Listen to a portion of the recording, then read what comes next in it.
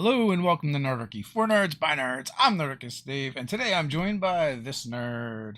Nerdarchus Ted, how are you doing this fine and lovely evening, sir? I'm doing good, but you're all weird in the frame, so you talk and I'll fix you and make you not weird in the frame. I apologize about that. We're here to talk about spiders tonight, and I know I, whenever possible, like to try and find a shirt that's appropriate. So this says you have nothing to fear but fear itself, except spiders. So yeah, I thought it'd be appropriate to grab on and throw into a very arachnid flavored episode. Um, so when we're talking about spiders, there's definitely a lot of different options to play with. There's a lot of things that exist within lore that we can go and kind of use as inspiration or grab from. I mean, it's literally in the roots of D&D, within Lord of the Rings. So I dig it. Yeah, yeah, I mean, that's so very true. And also, one of the most iconic big bads, evils in D&D lore is Loth and the Drow, right? And it's all about Yep. spiders until you move to Eberron and they go really, really far flung from their original roots and go to Valcor, which is scorpion Hey, themed. Another arachnid. So, I have no problems going, and taking Loth and having it be scorpion related. I mean, we already have poison as a known component within Drow society. yeah. So taking Drow, poison, spider, it's a twist, but scorpion not too far flung for Yeah, me. yeah, they didn't reach very far. Let's just say they didn't shatter any barriers there. It was more like a lateral movement, if anything. It's like being So promoted at your job and you're just basically doing a similar job without a raise. You know, that's what they got. They got a lateral motion. So it is the first Monday of the month. So I've got stuff to show off. I got, giveaways, announcements for a game. I got, a cool thing to show off. It's going to grace the Nerdarchy shelf, here, there, or whatever. So I'll get. Is that thing gonna even fit Not, on the shelf? It's gonna cause it to collapse. I don't think it's going to cause it to collapse. I'm still working on how it's going to fit. It's not quite spider, but it's definitely worth showing off. Yeah. So I mean, I've always loved spiders in my own games from the DM's standpoint, from the player standpoint. I mean, I love ambushed monsters and predators, and like the spider is like the ultimate ambush predator from the real world, and Yes. on a little tiny version, right? Like even like a really big spider is like this, right? And it's freaking terrifying, right? But in D&D, you've got spiders that are like the size of horses and bigger. Phase spiders are super nasty, and also really cool looking with their blue and white coloration. But even just like the regular spiders that can web you, and one of my favorite animal forms for a druid is a giant spider. Like it's kind of a weak it's a weak beast that you can turn into. It doesn't have like a ton of hit points. Its AC is okay, but it's got that web attack, right? And when you hit something with that web attack, you've literally, at the very least, they lose their next action, right? Mhm. They because it requires an action to get out of it. And I've used it on the BBEG in a campaign, and the DM rolled poorly for like 2 rounds, and it slowed them down, right? And Nice. like for such a weak, low level beast wild shape, it was amazing. And in addition to that, like it gives you the ability to scale walls and have spider climb, which is super helpful as well. If you have a fun DM, they'll let you do cool things with the webs that maybe aren't necessarily in the stat block for the monster, but you're like, that's a thing a spider can do, like rappelling down from its web from a strand of webbing or something like that. Why would you not let your players do that?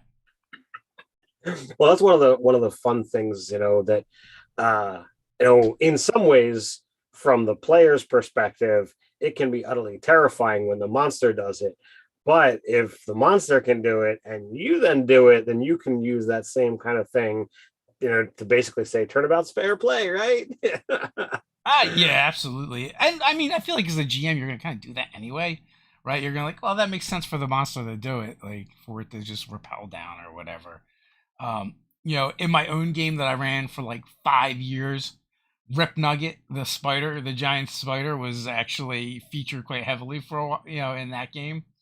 It was Uh, the Goblin Ranger's Beast Companion. yeah, yeah, which really just created a mobile platform for the goblins to kind of rain death from afar from. Because they were absolutely, murder on a spider in this case. They were murder on a spider. And like, we've done videos about phase spiders. We've done videos about ettercaps, which again is another spider themed monster, which is super cool. If you're going to mention, ettercaps and spiders, then, we might as well talk about out of the box and down on the farm, which definitely, obviously our book, thing, but down on the farm definitely is one of those spider themed out of the box encounters. It's a lot of fun to play from either side of the fence. Yeah, it's a creepy encounter with like a whole it's a farm, right? Like it's literally a Mhm. farm but made by an ettercap. And what do you think ettercaps either farm or herd? So um, and then uh, if you look at Fibble's Fantastic Familiars, uh, it's not quite a spider per se, but we have a creature called an oculider, which is kind of a very weird, bizarre spider-esque creature it's that could like possibly. if a eyeball and a spider had a baby, a giant eyeball and a large spider had a baby, that it would be the Acolyter. So that would be a way for you to have a very interesting familiar, should you so desire. Yeah. Yeah, I think like when we did the Ettercap video, we talked about using the Ettercap as not just like a monster, but like an information broker. Mhm. Like really leaning into the idea of this web of intrigue that you could create around this NPC, and also like in our games, we like to use monsters in fun and interesting ways, not just like a sack of hit points to throw at your players for them to fight, but something for them to get to interact with, and something that you could develop over the campaign. And if you have an Ettercap and it uses spider like just regular spiders that can infiltrate and get into places and overhear things, you could definitely play with having giving it some kind of powers or magic, or where it uses like clairvoyance or something along those lines, or like a spider familiar that see through its eyes and hear through its ears, to collect information. Yeah, that'd be something that would be pretty darn cool, and as spider themed as you can get. So definitely a lot of fun there. Zargon is talking about in the chat about ice spiders. Have you ever used ice spiders in a game? I don't think I have. Um, to be honest with you, there's also Brian Smith is talking about the rust monsters. They seem arachnidish. It could be cool to mash up with corrosive webs. I mean, it wouldn't be the first time we mashed up a monster with a rust monster. That's for sure, because there was Stanley T. Uh, Rust monster. Our troll, our rust troll. I don't know, what did we actually call it? The trust monsters, as we originally called it. Yeah, yeah. But then, like for a while, there was a fan that would comment as Stanley T. Rust Monster like all the time on our videos. It was kind of hilarious. That's awesome. But like so, because trolls and like you could actually do this with spiders or scorpions as well. But like there's a little sidebar in the Monster Manual about trolls. If they take on a particular diet or live in a place for a long time, they start to take on attributes of that place or things that they eat. So, the idea was, what if you kept feeding trolls rust monsters? What would happen? And, what if you had this troll that also had the properties of a rust monster? Terrifying, but you could do the same thing with a spider, right? And arachnids with trolls, because the webbing, the venom, like trolls just suck as is, and now you have them repelling down from webs and webbing you up, and also venom biting would be terrible. And also adding spider mandibles and a lot of eyes to a troll would be a terrifying thing to behold. Yeah, so it says troll freaks. The regenerative capabilities make trolls especially susceptible to mutation. Although uncommon, such transformations can result from what the troll has done or what has been done to it. A decapitated troll might grow two heads from the stump or its neck, while a troll that eats a fake creature might gain one or more of that creature's traits. So we took that to heart with the Trust Monster or Stanley T. Rust Monster, and I've definitely played around with that concept with a handful of creatures in the past as well. So it is a lot of fun to play with, and to turn what's already a nasty creature, a thing that a lot of people loathe to face, especially at those early levels, but can be even a monster with staying power at later levels as well.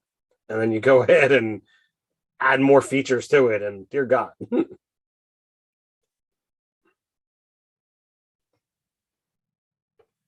So an ice spider is a challenge one.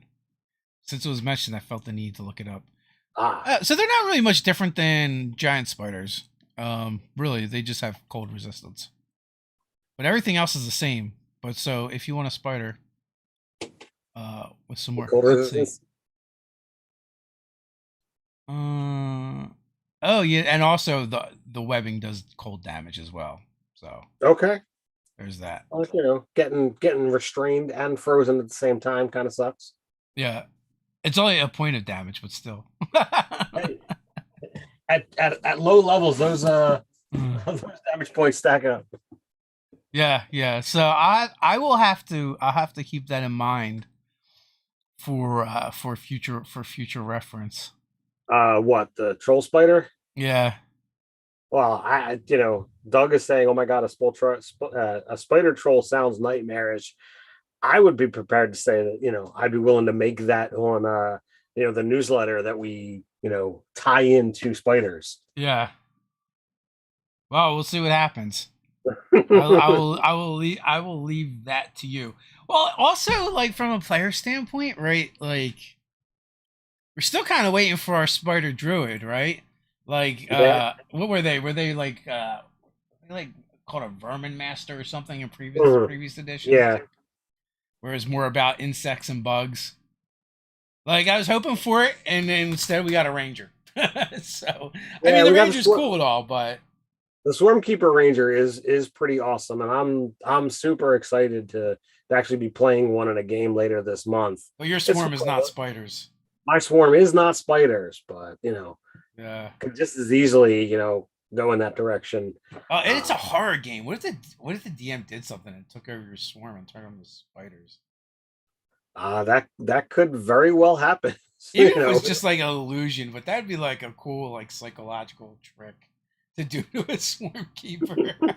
It's like Because now. yours is like supposed to be like twig blights or fairies or something, right? I basically went with both. It's got little tiny pixies and twig blades crawling through my fur.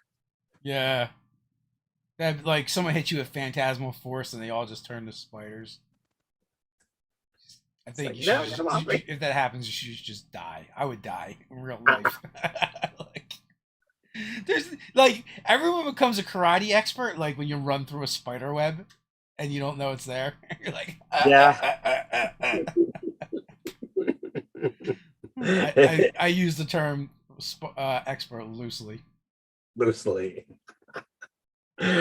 So my family is, it's been a long time since we've actually seen anything new from them, but several years ago we came upon this YouTube channel that is ridiculous with the number of views and what have you, about Lucas the Spider. Supposedly there's a TV show that's going to happen, but the creator had said he was tired of people being scared of spiders, so he wanted to make a spider that was so cute that it would help people get over their fear. And of course, we've got stuffed animals Yeah, yeah. of Tell that the guy to shut spider. up. Drop a spider in his hair. Let's see. Then tell me about getting over it. You go from get over it to kill it with fire, burn the whole house down. So Brian's talking about, what about were spiders? Were spiders are Oh, pretty awesome. that would be that would be funny. I I think that would I be a am cool combination. I'm a big fan of lycanthropes. I haven't Wear really done it. everything. Well, I Oh my I god! like a You know lot of why it'd be things. so cool? Like you do the were spider, right? Hmm. But you totally run the adventure as like a mystery. The players Hmm. are investigating and they're just finding these bodies, and they're just gonna think it's a vampire Mm. when they find these what's the word Desiccated. desiccated corpses with the puncture marks on the neck, right? And they're like, oh, vampires. And especially if you do it like when they're way too when it's way too soon for them to fight vampires as well. And like if there's like especially if you make it kind of maybe like a weaker monster, or maybe it's a tribe of like goblins or halflings or something that have been cursed with this lycanthropy. So like there's a lot of attacks, and the players are like freaking out, and they're like, "It's a vampire swarm, but it's just were spiders." Good news. But a goblin were spider, tribe would be pretty darn awesome, Yeah, from a lore standpoint or, from an encounter standpoint. I think that could be a lot of fun to create as well. yeah. I'm kind of leaning towards halflings. Halflings? Well, I Yeah, mean, there's always, going in the direction of the dark sun halflings as well. I You mean, know. and then you can kind of do like because you could do like a double red herring, like if like maybe you want to implicate another small race, and of Of course everyone's just gonna blame the goblins, course. you know, and then it turns out it was the halflings all along, and there are no vampires, just were spiders. I'm surprised we don't Well, have any were spiders yet. and Dave goes back to D&D Beyond to try and try and see. I'm pretty sure we don't. Matter of fact, like I've got spider pulled up, and were spider is not one of the things that came up, so that would be enough. Hey, we got Tally in the chat. I did see that. Tally is from our Saturday night game, one of our Saturday night games. Yeah, he's actually going to be playing in the game with my aforementioned Swarmkeeper Ranger. I don't know what I'm going to play yet. I haven't really thought about it. Oh, we still I am definitely the worst player when it comes to that stuff because like I'm going to be like open up DMD Beyond on the way there and be like, all right, in 2 minutes I'll have a character. So, well, I mean, it's definitely easy enough to do. But I will throw out there. I'm not going to read off any names yet, but what we're giving away this month is because it was just released. We've got a copy of The Wild Beyond the Witchlight and a special edition cover of Candlekeep Mysteries. ooh, So we had several large blocks at once through the summer. So we're gonna tone down and give off a couple of books as we get into the end of the year here. But I'll be reading off the name as to who's going to get those books. As we get to about the halfway point. All right. So any luck on Were Spiders? I didn't see anything. All I was right. just catching up on the chat while Sure. you're talking. But as So far as the Ananasi is I believe that's African. It's an African god, maybe. Anansi is, I believe, how it's Oh how it's yeah. Well, I can't talk. You can talk. because that was the. I don't have my Were books over here, but in the time where I was considering playing the D10 vampire werewolf stuff, I was collecting all of the different. I think they were breed books of lycanthropy. The were lizards was Mokale, and the spiders was Anansi.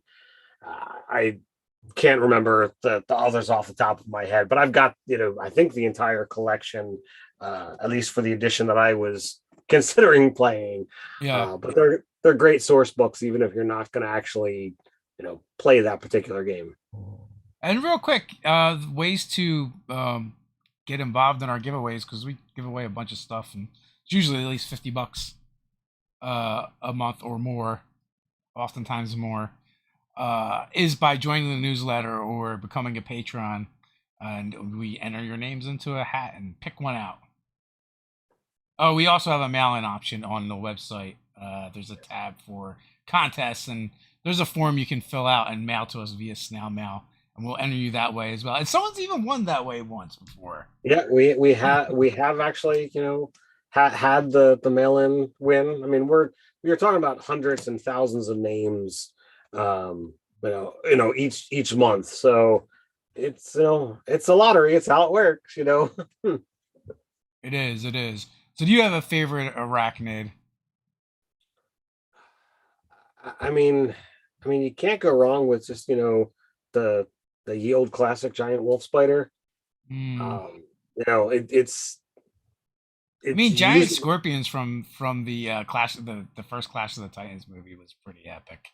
That was Oh, pretty you're talking about iconic. outside of the D&D. Just in This general, whatever. Oh, so like I'm pretty fond of Aragog. When we can take the concept of you know the personification of all of this fear and put it into what could very well be its own BBEG if you really wanted to. Let's give it intelligence. Let's give it basically immortality. Um, something that's like you aren't going to kill it. You just need to get by it. Could be a lot of fun. I know, like one of your early characters leaned really heavily upon the arachnids. Oh, well, if you want to go all the way back to Grevin, one of the very first characters that we ever played and what was referred to back then as the Saturday Night Group. Yeah, This was yeah. this was second edition D&D, and the Psionicis had a power called Animal Affinity, and you actually transformed your body to take on the attacks of whatever creature. And one of the options was a giant scorpion. So he actually grew his arms out into scorpion claws and grew a scorpion tail. And back then there was no, oh, you can only concentrate on one thing. So his standard method of operations was to go invisible, double in size because he had invisibility and enlarged self as a Duragar racially, and then I would use my power of animal affinity, and then my attacks would wind up being like 2d10 damage per claw and 2d4 plus poison for the tail. So it was definitely a lot of fun. I loved that character up until he died. Up until the very end, we don't know what happened there. Yeah, some DM killed him, and then Yeah. most of the party died too. So it's not like he was the only one to go that night. Everyone but the spider loving drow. But he was stuck in a crap. What is that called? Sepia Snake Sigil. Remember that That's it. one? That one. So going way back, the way back machine. That one has caught many a spellcasters in that trap. I see some Drider talk going on. I actually like Striders as a monster, but not so much the Drider lore per se. Like I feel like they get shafted with the lore. Like there could be something way cooler about the Drider than oh Loth just said screw these guys. As far as I'm concerned, it shouldn't really like, oh, we're gonna curse you. Like this should be a blessing. Like that should be you're the chosen one. Like you get to turn into more spider like than Yeah. than your normal elfness. So if I were to decide to rewrite the lore for our world, that's what it would be if you wanted to have Loth as a component. Yeah, I was just laughing at the chat a little bit. So, do you want to get into the giveaway? All right, let me pull that up in a hot moment. That's not the Yeah, right one. and then try to let people know who the winner is. Winner, winner, chicken dinner. So I gotta go into my sent mail.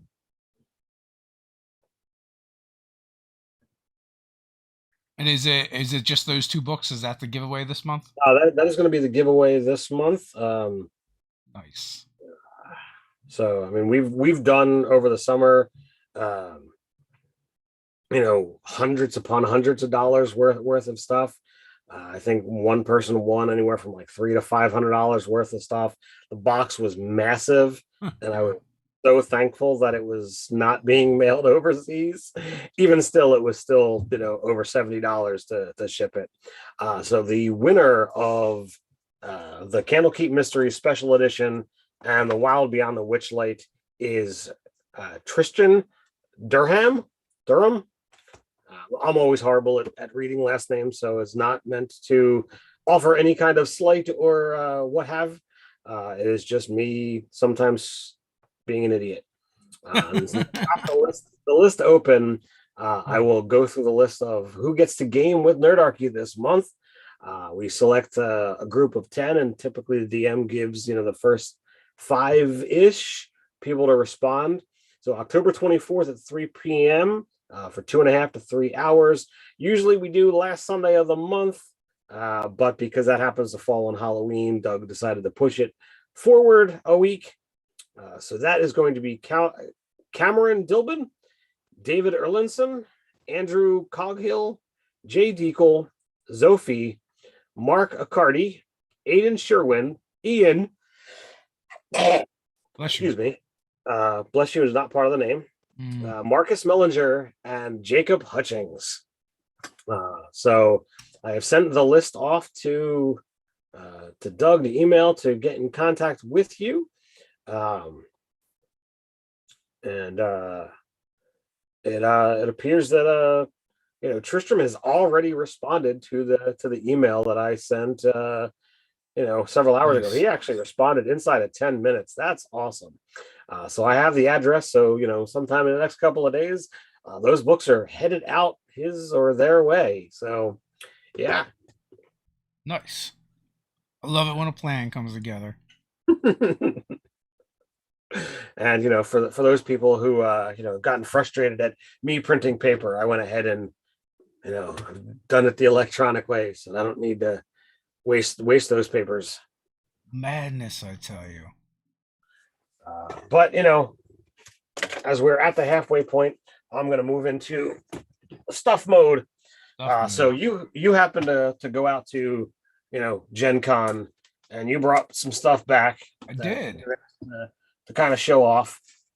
So from the people at Stat Trackers, we've got a Game Master screen, tracker sheets, and a very hefty box of 317 trackers, 50 character trackers, 50 blank monster trackers, and 20 custom trackers to use as you see fit.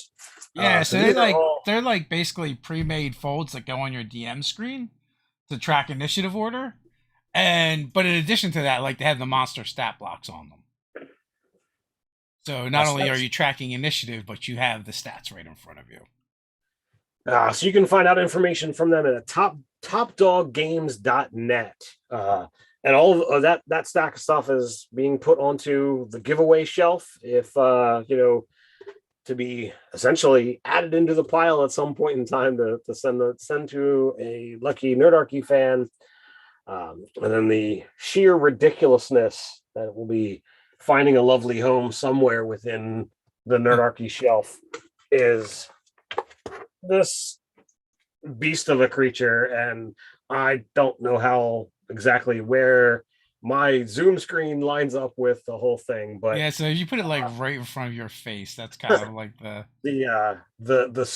monster. Give her a spin. Let's get the profile. The monster barely fits. Oh yeah, show us some Tiamat booty. There we go. All right, make Tiamat with twerk. So that's thank one you to sexy dragon. So thank you to WizKids for sending that out. I'm doing an article to kind of give a companion monster to be using along with this, because and that'll go in the giveaway pile over Ted's dead body. You will have to pry it out of his dead cold hands, and even then his corpse may reanimate to fight you for it. Me and my love of minis and plastic. When it's that big, can you really call it a mini anymore? It's still considered a miniature. So they put out an aspect of Tiamat, like I feel like really early in the 5A. And like I remember No. people like showing it off on internet, and I was like, "This is a joke. This is ridiculous. This is an insult to Tiamat, to dragons everywhere." The thing was so tiny. I was so disappointed with it. And I don't finally, think we it have was, a Tiamat that is worthy I don't think of. it was 5e that had the aspect of Tiamat, because I actually did go and find the little rinky dink one that I have. Um, No, there was definitely a 5e one. okay. Well, this one is from 2006. Yeah. Uh, and it is primarily black with the five heads as opposed to red, which was kind of weird in my opinion. Um, so I don't know if I've got the 5e one, but this is the one that I pulled out of my Dragon's box. Like I think it might have been slightly larger than that one, but it was disgusting to me to even look at it and call it Tiamat. Like it was okay for a mini, but come on. Right. Like especially like everything when it comes to minis, I judge it through the lens of the colossal red, right? And you know what? And finally, like I think this is the only mini to come out of Wizards of the Coast that is comparable to the colossal red. So when I'm looking at comparing things to the colossal red, and I happen to have a couple of things out on the table for comparison based on conversations that I was having with a friend offline. We did a Zoom hangout the other night, but the Honorable Knight is basically as tall as uh, the colossal red dragon. I don't know how often you need a 80-foot tall animated statue, but that's Yeah, what that guy is.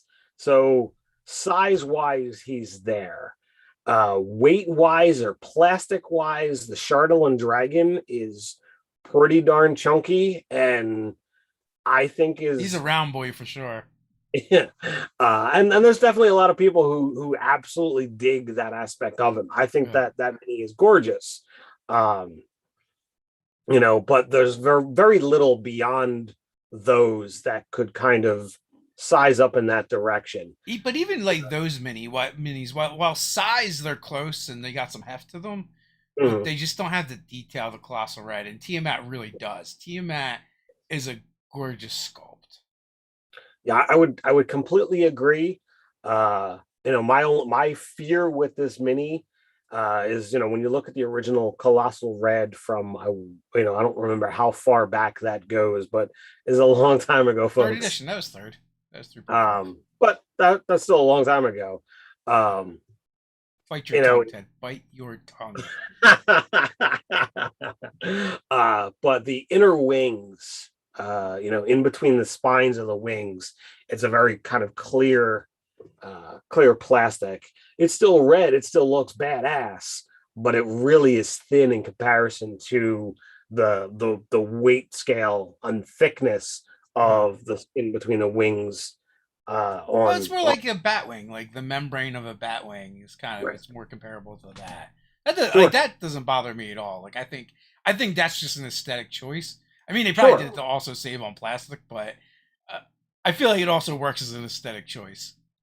That's fine. I wasn't saying it's bad to have one or the other. Yeah, I'm with the amount of weight in the wings, there is definitely some problems with storage and what have you, and the way the wings kind of click in. It looks like they're supposed to lock in and stay there after you put it together, which makes it definitely a lot harder to be like, oh well, let me disassemble and store it. You put it together, those wings are staying there. So oh yeah. Well, I think they do come off. Like because well, V I was was V was I was able to talking get the about wing it. off. Go ahead. V was talking about it Saturday, Mhm. and she worked at WizKids for a while, and she had one. And I remember saying something about taking it off. Although, like to get it off, it sounded like she had to like brace it with her legs or something and yank them off. But I mean, the thing Well, is nearly as big as she is. Let's face it. Like Tiamat could carry V away. the tail slides in and off without a problem. Yeah. For me, the one wing is not coming off. When I took the other wing off, which took work, it looks like the side has got like an L clip, so like it slides in and latches. Huh. So like I don't want to bust this guy just to be able Right. to take the thing off. He's, she's too gorgeous, so I'm Right. gonna Right. There's no say need. She should be able to stretch out her wings whenever she wants anyway. It's fine. Everyone else should be inconvenienced by just basking in her glory. I agree. So there's cries for a spider dragon a in the spider you dragon. you did that. Didn't you do that in one of your games? Didn't you? And it didn't it breathe spiders on us? I'm pretty sure that was something that I did. Um it had a cone effect that it did poison damage, and And then piercing damage, and it was just all spiders. I would put more spiders out on the field. Yeah, it was pretty gross. They're talking about a web of breath weapon, which would also be kind of cool, but not nearly as gross as being doused in spiders. Only a truly evil fiend would douse someone in spiders. Well, I mean, now is Halloween time, so now is when you can go to any store that sells Halloween type stuff, and you can usually buy bags of Cheap tiny spiders, spiders yeah. everywhere from like the things that are gonna barely cover your pinky, which would fall into like the tiny to small range, to all the way up to size large or bigger, depending upon what it is that you're looking for. I mean, I happened to be at a dollar store the other day, and I'm like, "Oh, I don't have those spiders. Do I pick those up or not?" And I passed. Do But I do? So, have you painted any spider minis? I haven't really done a whole lot in regards to painting spiders. A lot of the spiders I have come, pre-painted. With at least one of my Reaper, purchases, I've got a uh, big spider that I've been kind of looking at, and I saw somebody do something different that I'm interested in trying, but I have to get new material. But as opposed to just using paint, they basically flocked it so it looks like it's furry. Oh yeah, And nice. I was very intrigued by that, Like a because tarantula. yeah, so like that concept is like, oh, as opposed to trying to paint detail, the the outer layer is the detail, and I'm always looking for tips and tricks like that. So I've got it on my to-do list of like, all right, I need to pull this up at some point in time. So that's got And me thinking. Right, we had cross spacing critters on, and they do like gummy miniatures is like their thing. They have a Kickstarter right now, but I feel like you can get some of you can get some gummy worms and spiders and like creepy crawly type stuff that you could just use them right on your board. Although the trick is to figuring out like the sanitary way to use those in a game right. so that people will want to eat them afterwards. Well, I mean, you gotta talk to, figure out what your gaming group is okay with. You need the When parchment paper battle grid. every gaming group is gonna have their own issues with eating at the table, and touching versus how clean a surface is actually something. um but if you were to look at that guy that we had on the live chat, he's talking about making his own gummy verse. So like that would be something that would be pretty cool to be like, oh well, since there's already these things, here are the things that exist, and you can just Yeah. easily import. Well, they said they were using bottle caps and putting them upside down in their own Mhm. games. And I'm Right. like, well, you could make something like that and possibly even like just put a little spike on there, right? They Mhm. could manufacture them and sell them, and they could be dishwasher Dishwasher. safe. You could Mhm. reuse them, and then if you like use plastic gloves or something, Well, I um, mean, you could even go so far as to have like a thing where you like, if you built them so like you could have uh a little grabber, you could put it onto the board and then just use the other end and like slide things in yeah. place, what have you, so you're not actually touching the mini. Zarga says use toothpicks. Gobs this is Gobs stand. So apparently there might be something. The tabletop candy company. I was amused, so I bought a pack of stands. Okay, it's out there. Our Tally, we be expecting to see those in our upcoming games. Uh, you're Well, now in maybe charge. maybe after Carlos does his one shot, Tally will have to run something in the gummy verse for us. Oh, nice. I do like the idea of there being a gummy verse. I don't know why this amuses me. Well, I mean, as you brought up, there's already the crossover with the D&D nerds, so why not? Yeah, well, I think there's also like a meme, right? Like where there's like all the gummy bears and then like the gummy snake, and it's like all kind of like arranged, and it kind of talks about that. So I'm like that would kind of be an epic game to play, and I'd play in that game. Sure. So although it would not be good for my diabetes, I'm gonna enjoy it. I'm just gonna have to die. Tally says, no, let's do a bartending game over the gummy game. Wait a minute. We can combine the two. We can soak the gummies in vodka or Everclear or something, and then we can do them. Well, it's funny too because like they have spicy flavors for the goblins, and I was like, oh my god, do you guys have to make you have to make like special monsters that have an ability when they die, so that like whoever gets the killing blow or whoever's standing next to them has to eat it, but they're like ghost pepper and habanero and like crazy stuff. So you need an effect that would like go along with them dying. Sure. So I'm sure, and so hopefully they're successful and they will be able to do other monsters as well.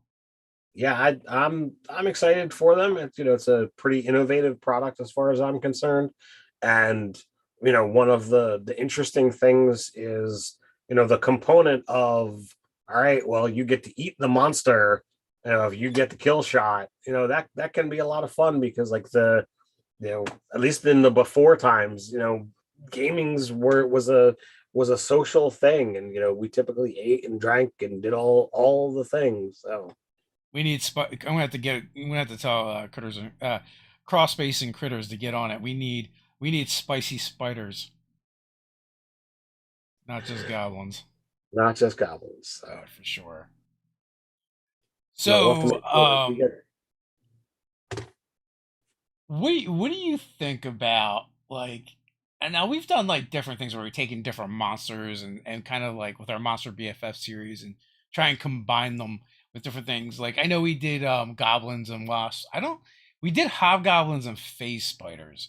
I don't think Mhm. we like used regular spiders or or giant scorpions, which I feel like you very much could like could definitely like I do like the idea that the drow kind of venerate the Valcour and the spiders, and as Doug pointed out earlier, that being transformed into a Scarrow, which was this the basically the Scorpion Drider version, was considered a blessing instead of a curse. And Mhm. also, when he mentioned that, I started looking up the minis, and there is a lot of really cool minis for that. Mhm. And I know, like, didn't you like you guys when you ran a LARP, you made a scorpion humanoid race as well, and and throughout the editions of D&D, there's been a few. Right. So I had what was called a scorp, and in the LARP, its blood was basically poison, and it was to replace the standard beefy monster of the troll, and we had built an arm, that was supposed to represent the sting, and they could fight with a shield or an offhand weapon, and they could either once a minute do poison damage to you and really really put the hurt on, or they could just sting themselves and pump that poison and essentially regenerate, heal themselves. um, but they were orange and black and vicious. And I know in one of my games I had ported over, but I don't think it was D&D. I think we had did it in a Mutants and Masterminds game. But I've thought about Scorps throughout D&D a number of times and said, well, how would I do it? Is it really worthwhile to bring in as is, or would I have to really significantly change it from its concept, and what would that mean? So I really haven't gone that far, but I'm it's surprised you definitely haven't brought them over. it's a lot of work because they were built to, like I said, they were built to replace the troll. Hmm. Because every LARP that was out there that I'd been to, the trolls were overdone. People were tired of seeing them. They wanted to see something new, and that's what I was tasked with. Of like, all right, make the thing that's going to make people be afraid. That's not a freaking green troll, or an ogre or something. So, but I mean, again, there's so many things from my epic days that I created, that like I've got a notebook somewhere with just ideas that were started and things that were made, and you know eventually I'll do something with it. So Zargon mentions Urds dropping sacks of spider swarms. That would be an annoying low level threat. Yeah, I mean, the flying kobolds are, no joke to begin with. But having things all trapped up and just be like, okay, they're gonna drop it, and when the sack, hits, it wouldn't even be a sack; it would be like a blanket hits, and Yeah, everything it just just kind of opens. pours out. Because it doesn't need to crawl out a hole; it just the thing goes flat. I think that could be pretty interesting. They're like And water balloons, but instead of water, spiders. well, I mean, I've got the Ziploc bags full of spiders that I can cover pretty darn good size of my Oh, we my. know, Ted. We know you have. We've seen it. Well, I guess maybe not everybody watching knows, but But you people who have. played in your games know for sure. We've Yeah. seen Well, we've seen a lot. You definitely you did one encounter where it was like a spider dragon thing, and then there was a wizard that had all spider spells. It was very spider centric, that encounter, and you did like 3 waves of yes. encounter, and everything was just more spiders upon more spiders. Like you threw, like we got hit by a cone of cold and a fireball, but instead of like frost, ice, and fire, it was spiders. So, Well, if you're going to talk about which did spider they get spell, turned into spells? Did you turn them into spells, or did Kurt do a write up? I don't know where those spells kind of came from. I know in the Lost Lore Volume 2 Part 1 we have some spells of the Arachnomancer, Yeah. and Doug would be mad at us if we did not mention that fact. He pointed it out. Page 8, if you really want to jump right to it. Uh, Yeah. had to, At had to first, I say, was really impressed that you remembered that, and then you mentioned that. I was, oh wait, he put it in our Slack the other day, yes, I and think I he had put it. already forgotten. So, Well, I've got it on my to-do list to talk about, but you know, you got a it to-do was, list? well, it's a mental Making me to-do look list. bad. I'm sorry. I didn't mention anything about a to-do list. Uh, There's definitely not a to-do list. um, but yeah, I mean, I'm all about just converting spells from one thing to another that it Yeah. already exists. But what if I do this? Like But I've what if I made it gross? a lot gross different. Mm. So like you can take a fireball and change it to do piercing damage and poison damage. Um, but like one of the spells that I did, it was basically like magic missile. Oh, It was like a second level spell, and I would drop I'd hit you with a bolt and then put a spider on the ground. Um, so like they were nothing spiders, like they were the weakest spider block that was there. I think it was a challenge eighth, but it was still something I was like, well, there's a chance it's going to hurt you, and it's something that's in the way that you can't just step on it and keep going unless you're doing that as your action. So it was definitely a lot of fun to kind of mess around with those spells and be adding things. But we actually have spells that we feel could become or could be used by players as opposed to monster abilities that I don't think would work as legitimate spells that I would put in a spell book for a player. That was just there as to let's test the player's limits of dealing with spiders, and I think it's one of the most successfully run encounters that I've done over fifth edition. Oh, someone mentioned cave fishers. Cave fishers were like from the earlier editions was one of my favorite monsters to use. I would use them like at least once with every campaign for low level adventures. It's just a fun monster. And it definitely fits in that arachnid theme for sure. Something just came across one of my feeds that isn't related to spiders, but it is related to something we were talking about a little while ago. So they're releasing a Fungo Pop Tiamat with a special die. Is there another Funko Pop and die? I've got two of them. The one is on order, and I'm arguing with the company that I ordered from to try and figure out what happened to my order for the Mimic. Apparently, even though they were taking pre-orders, they didn't make enough to fill all the pre-orders. I know, which I find that annoying. So then I found. So they bumped your pre-order. Is that what you're trying to tell me? Basically. Sons of bitches. So then I found out just recently that they've got a pop and die of Warduke, and that die is really cool looking. So I ordered that one. I'm not really into the pops. I want just the cool die. Oh, you want the die? I guess I would kind of be into the pops. Like but I don't really collect stuff. I don't really care about stuff that much.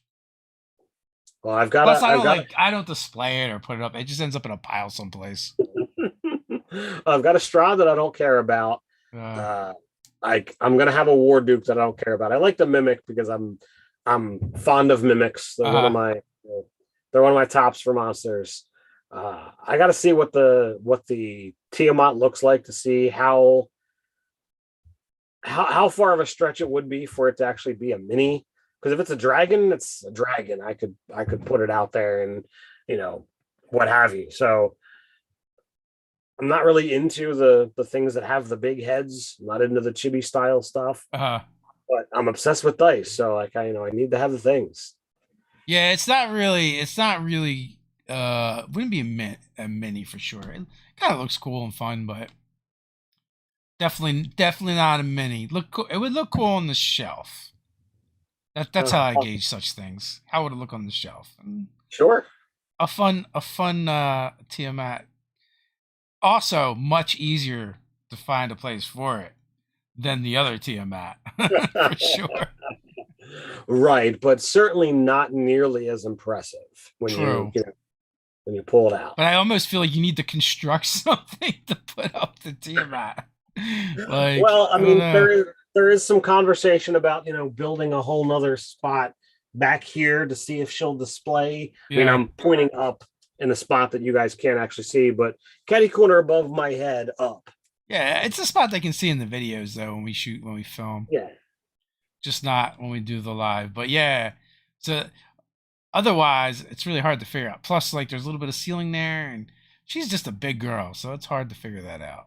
Oh, I mean, I might move the colossal red, which is kind of usually over above your head over here. Yeah, I might put her up there to allow the wing to kind of stretch out over to off the shelf, creep in, and give Big Red a chance to break somewhere else. But who knows? It's going to take some time to figure out. Have you set out all your big minis yet? Now that you got the new one on the table? I have not. I mean, I had shared a picture in house with the colossal red and Tiamat next to each other and said a romance was starting, just to kind of see what kind of reaction that would give. But I mean, if I put all of my colossal or gargantuan fifth edition minis and whatnot out on the table, I wouldn't really have a whole lot of room. Yeah, you got a few of them starting to build. I mean, it's cool. Do a planet. You got to do an adventure with all of them. A Planet of the Monsters adventure. I mean, I've got from Dungeon Crawler Studios, I've got two different Tarrasques. Uh, Behemoths. the behemoths. Yeah, that's it. I've got this chunky bad boy. He's got 6 limbs, not quite 8. But Yeah, that's Udak from the Critical Role set, um, which I'm pretty digging. He's very close to a massive spider. Like I said, he's got 6 limbs. He's got 4 eyes. Is pretty potent, but he's not quite there yet. he's working on it. He's Grow trying. into it. Nice. But maybe I'll have to set up the studio lighting and get a whole cool backdrop and just get all the big beasties out and see what that looks like, and maybe just for fun put a handful of adventures in the middle and say, all right, roll initiative. That would be interesting for sure. I mean, just a colossal red, a couple of behemoths, a Tiamat, some krakens. Yeah, No problem. Just a typical Tuesday for adventurers. I have at least one Kraken, if not two, and that's before you even start getting into the non-whiz kid stuff. So Yeah, well, the that's true. behemoths are not whiz kids, but most of the stuff I have falls into that vein. And I've got a whole bunch of Reaper stuff that's almost to that kind of scale. I was talking to somebody on another stream. I think it was last Wednesday, and just as they announced taking pre-orders for the initial Tiamat, is when they had finished painting their I don't know the name of the Tiamat recreation that Reaper made, Uh, but the it's a big beastie. It's fairly size appropriate, but it's much taller in height than Tiamat. And they might actually just call it Tiamat. I mean, no, it's not it's a D and definitely D not. thing. Tiamat comes from mythology. Yeah, no, they created their own name, and I don't know it off the top of my head. Um, but Maladrakar, that's perhaps. it. There you go. And the mini is amazing. I just don't have the patience to paint something that big. Do you have it? I do not know. Okay. I said I said no. It's a great mini. I'll let somebody else pick up that bad boy and paint it. It's kind of skinny. I It's got more of mean, a lithe build to it. I mean, you have to have like, because that thing is going to come in pieces Yeah. based off of how Reaper makes their minis. So Yeah, you have to. I'm trying to get an image that has a good scale to it, Mm, and a lot of them do not. Or like the angle that the picture is taken from is hard to mhm, really right, get into it. And also, it's like standing on some rocks. right. So Yeah, it's because it's not like like a standard base. it's up. Yeah, that's Reapers. One of the things that some people have an issue with is like they don't have the, oh well, here's the thing, like they come with a lot of display functionality Yeah. without so much caring about, hey, but what if I want to put this on a battleground? This is going on my table, buddy.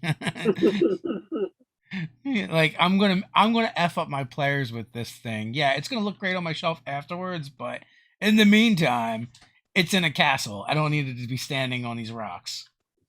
With the mini that I used in my last session, it was on a display thing, but I'm like, what if I wanted to take this thing off and have it be like it's flying around? But like, how do I explain that this thing was inside of that? Where did this thing come from? Yeah, yeah.